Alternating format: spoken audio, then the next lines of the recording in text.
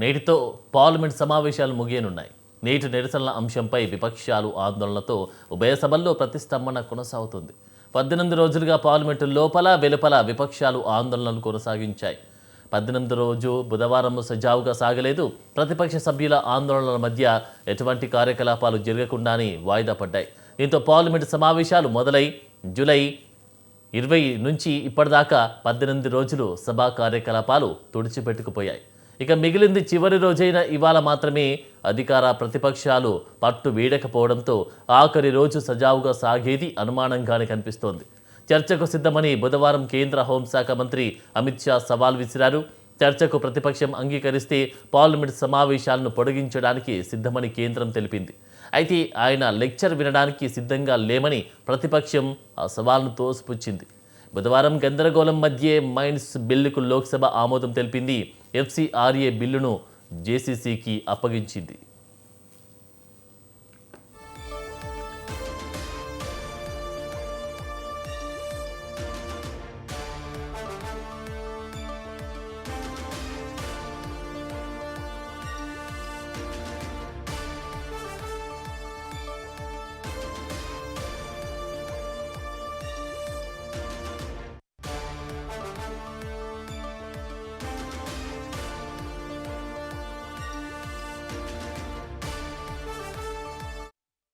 నేటితో పార్లమెంట్ సమావేశాలు ముగియనున్నాయి. నేటి నిరసనల అంశంపై విపక్షాల ఆందోళనతో ఉభయ సభల్లో ప్రతిష్టంభన కొనసాగుతోంది.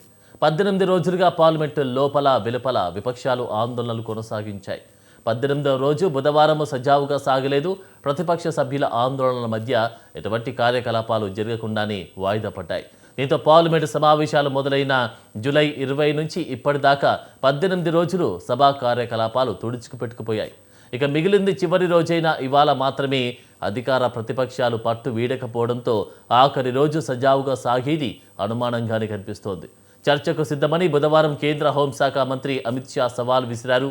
చర్చకు ప్రతిపక్షం అంగీకరిస్తే పార్లమెంటు సమావేశాలను పొడిగించడానికి సిద్ధమని కేంద్రం తెలిపింది. అయితే ఆయన లెక్చర్ వినడానికి సిద్ధంగా లేమని ప్రతిపక్షం ఆ సవాల్ను తోసిపుచ్చింది. బుధవారం గందరగోళం మధ్య మైన్స్ బిల్లుకు లోక్సభ ఆమోదం తెలిపింది. ఎఫ్సిఆర్ఏ బిల్లును జేసీసీకి అప్పగించినటువంటి సిచ్యువేషన్ కనిపించింది. రైట్, ఇదే అంశానికి సంబంధించి తాజా అప్డేట్స్ మా ప్రతినిధి సవిన్ అందిస్తారు. సవిన్, నేటితో పార్లమెంటు వర్షాకాల సమావేశాలు ముగియబోతున్నాయి. ప్రధానంగా గత 18 రోజులుగా అటు పార్లమెంటు బయట పార్లమెంటు లోపల విపక్షాలు తమ ఆందోళన కొనసాగించాయి. ముఖ్యంగా పార్లమెంటు వర్షాకాల సమావేశాలు ప్రారంభమైనటువంటి తొలి రోజునే నీట్ పరీక్ష పేపర్ లీకేజీ అంశంపై కేంద్ర విద్యాశాఖ మంత్రి రాజీనామా చేయాలి, కేంద్ర ప్రభుత్వం దీనిపై సమాధానం చెప్పాలంటూ పెద్ద ఎత్తున విద్యార్థులు జంతర్ మంతర్ వద్ద ఆందోళన దిగారు. అక్కడి నుంచి పార్లమెంటు ముట్టడికి బయలుదేరడంతో హింసాత్మకంగా మారింది. దీంతో పోలీసులు లాఠీ చార్జ్ చేశారు. ఆ తర్వాత కేంద్ర ప్రభుత్వం దిగివచ్చి కేంద్ర విద్యాశాఖ మంత్రితో రాజీనామా చేయించింది. మరోవైపు విపక్షాలు మాత్రం లోక్సభలో అంటే పార్లమెంట్ లో నీట్ పరీక్ష పేపర్ లీకేజ్ అక్రమాలపై చర్చ చేపట్టాలంటూ డిమాండ్ చేస్తూ వస్తున్నాయి. దీంతో పార్లమెంటు ఉభయ సభలను కుదిపేస్తున్నాయి. ఈ పార్లమెంటు వర్షాకాల సమావేశాల్లోనే కేంద్ర ప్రభుత్వం యాంటీ పేపర్ లీకేజీ బిల్లును తీసుకువచ్చింది, దాన్ని ఆమోదించింది. మరోవైపు అయోధ్య రామ మందిర నిర్మాణంలో విరాళాల సేకరణలో చోటు చేసుకున్నటువంటి అవకతవకలు, నీట్ పేపర్ లీకేజీ అంశంతో పాటు దేశంలో ఉన్నటువంటి ప్రధానమైన సమస్యలపై లోక్సభలో చర్చ చేపట్టాలి. మరోవైపు ఢిల్లీలో విద్యార్థులపై జరిగినటువంటి లాఠీ చార్జిపై కేంద్ర హోంశాఖ మంత్రి అమిత్ షా లోక్సభలో స్పష్టమైన వైఖరిని ప్రకటించాలి, సమాధానం చెప్పాలంటూ కూడా డిమాండ్ చేసిన పరిస్థితి కనబడుతోంది. దీనికి సంబంధించి నిన్న కేంద్ర హోంశాఖ మంత్రి అమిత్ షా సమాధానం ఇచ్చారు. పార్లమెంట్ లో చర్చ చేపట్టడానికి సిద్ధంగా ఉన్నాము, విపక్షాలు సిద్ధంగా ఉండాలంటూ సవాల్ విసిరారు. అవసరమైతే ప్రతిపక్షం అంగీకరిస్తే పార్లమెంట్ సమావేశాలను పొడిగించడానికి సిద్ధమంటూ కేంద్ర ప్రభుత్వం తేల్చి చెప్పింది. కానీ అమిత్ షా లెక్చర్ వినడానికి సిద్ధంగా లేమంటూ లోక్సభ ప్రధాన ప్రతిపక్ష నేత రాహుల్ గాంధీ అమిత్ షా టార్గెట్ గా కామెంట్ చేశారు.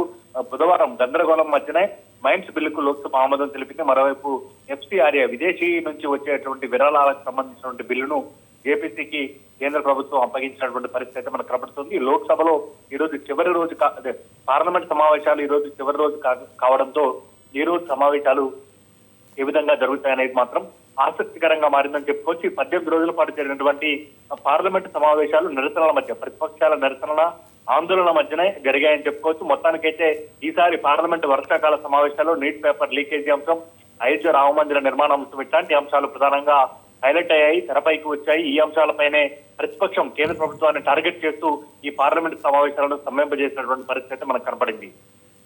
Right, thank you Samin.